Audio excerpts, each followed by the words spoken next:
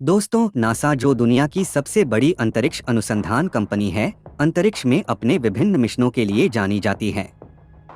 हमने कई हॉलीवुड और बॉलीवुड फिल्मों में भी नासा का जिक्र सुना है।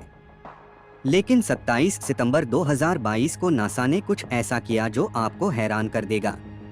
नासा ने अपने ही अंतरिक्ष यान को उड़ा दिया, लेकिन उन्होंने ऐसा क्यों किया? चलो पता करते हैं।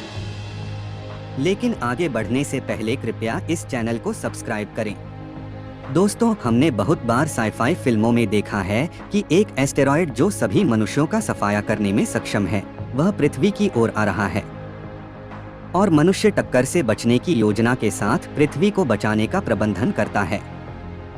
27 सितंबर की सुबह 4:46 भारत समय नासा ने पहली बार इस कहानी को वास्तविक जीवन में लागू किया। बस इतना ही कि एस्टेरॉयड पृथ्वी की ओर नहीं बढ़ रहा था और किसी भी तरह के टकराने का कोई खतरा नहीं था। नासा जो करने में कामयाब रहा वह यह था कि पिछले साल इस उद्देश्य के लिए विशेष रूप से भेजे गए अपने एक अंतरिक्ष यान को पृथ्वी से 11 मिलियन किलोमीटर दूर सूर्य की परिक्रमा कर रहे एक छोटे एस्टेरॉयड के खिलाफ दुर्घटनाग्रस्त होने दिया। ऐसा करके यह पृथ्वी को एस्टेरॉयड के भविष्य के हमलों से बचाने की उम्मीद करता है। यह अपने प्रयास में कितना सफल हुआ यह तो माप होने के बाद ही पता चलेगा। 11 मिलियन किलोमीटर जो कि चंद्रमा से लगभग 300 गुना दूरी है, यह एस्टेरॉयड डिमोर्फोस अपनी कक्षा में चक्कर लगाते हुए पृथ्वी के सबसे करीब है। इस बात का बिल्कुल भी खतरा नहीं था कि यह आकर पृथ्वी से टकरा जाता।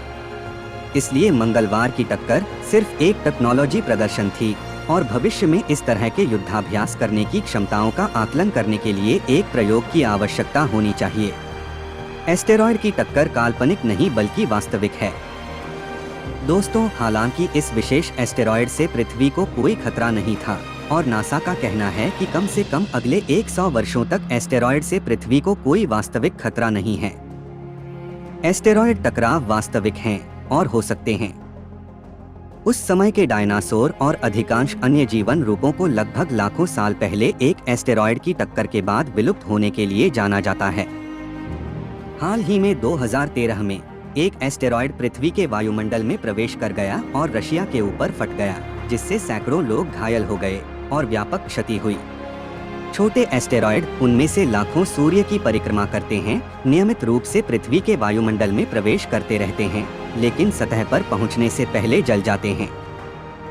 उनमें से कुछ सतह पर गिर जाते हैं, लेकिन इतने बड़े नहीं होते कि नुकसान पहुंचा सकें। खतरा बड़े एस्टेरॉयड से है।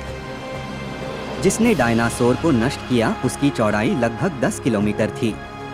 नासा के मुताबिक इतना बड़ा एस्टेरॉयड करीब 100 से 20 करोड़ साल में ही पृथ्वी की तरफ आता है, लेकिन छोटे वाले अधिक बार होते हैं। ऐसी संभावना है कि 25 मीटर के आकार का एक एस्टेरॉयड हर 100 साल में एक बार आएगा। 2013 में रशिया में जो विस्फोट हुआ वह थोड़ा छोटा था, आकार में लगभग 18 मीटर। समस्या यह है कि ये गणना उन एस्टेरॉयड पर आधारित हैं जिनके बारे में हम जानते हैं, केवल 26,000 के बारे में। ऐसे कई एस्टेरॉयड हैं जिन्हें हमने अभी तक खोजा नहीं है और ये हमें चौंका सकते हैं। डार्ट क्या है? दोस्तों, इस मिशन का नाम डार्ट था, जहां एक एस्टेरॉयड के खिलाफ एक उपग्रह का इस्तेमाल किया गया था। एस्टेरॉयड डिमोर्फोस वास्तव में डिडिमोस नामक एक बड़े एस्टेरॉयड का छोटा चंद्रमा है। जहां डिडिमोस सबसे चौड़ा 780 मीटर है, वहीं डिमोर्फोस लगभग 160 मीटर है। डिमोर्फोस डिडिमोस के चारों ओर परिक्रमा करता है और यह दो शरीर प्रणाली सूर्य के चारों ओर घूमती है।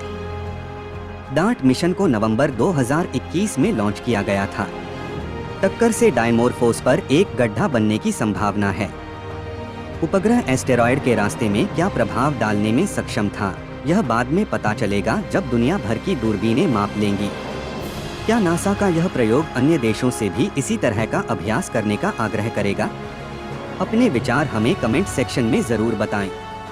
तो दोस्तों, अगर आपको यह वीडियो पसंद आया हो तो लाइक बटन दबाएं और ऐसे ही इंटरेस्टिंग और ज्ञान से भरी वीडियो के लिए ज्ञान टीवी हिंदी को सब्सक्राइब करें।